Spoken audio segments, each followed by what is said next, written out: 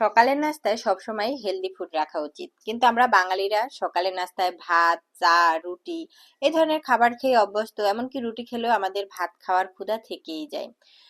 তো প্রতিদিন সকালে আমাদের বাসায় রুটি, ডিম, ভাজি এগুলোই বেশি হয়, কারণ অনেক সকালবেলা আমার হাজবেন্ড অফিসে চলে যায়, যার কারণে ইচ্ছা মতো নাস্তা তৈরিও করতে পারি না। যেটা তাড়াহুড়ো করে করা যায় সেটাই চেষ্টা করি।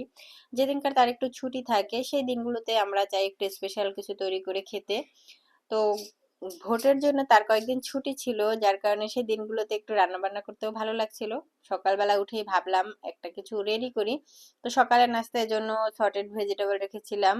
তো সেই রেসিপিটা আপনাদের সাথে এখানে শেয়ার করছি। এখানে আমি কিছু সবজি নিয়েছিলাম, ব্রোকলি, ফুলকপি, গাজর নিয়েছিলাম, মিষ্টি আলু। তো সবগুলো একটু 2 মিনিটের মতো সিদ্ধ করে নিয়েছি, তারপর ঠান্ডা জলে ধুয়ে নিয়েছি যাতে করে ওভারকুক না হয়ে যায়। এরপর আমি একটা প্যানে দিয়েছিলাম কিছুটা তেল। এখানে তেল না দিয়ে বাটার ব্যবহার করলে ভালো হয়।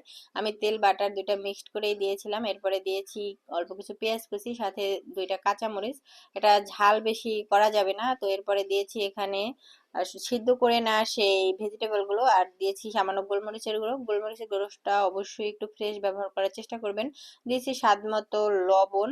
আর এখানে আমি দিয়েছি সামান্য অরিগানো। অরিগানোটা অপশনাল, যে যার পছন্দ মতো, ভালো লাগলে দিবেন, না লাগলে দিবেন না। তো তারপর একটু নেড়ে চেড়ে অল্প সময় এটাকে কুক করে নিলেই রেডি সর্টেড ভেজিটেবল। আর এটা কিন্তু হাই হিটে করতে হবে, লো হিটে করতে গেলে এই সবজিগুলো অনেক বেশি তাড়াতাড়ি সিদ্ধ হয়ে যাবে এবং কালার নষ্ট হয়ে যাবে। তো আজকে রেসিপিটা আপনাদের কাছে কেমন লেগেছে অবশ্যই কমেন্টে জানাবেন। টাটা।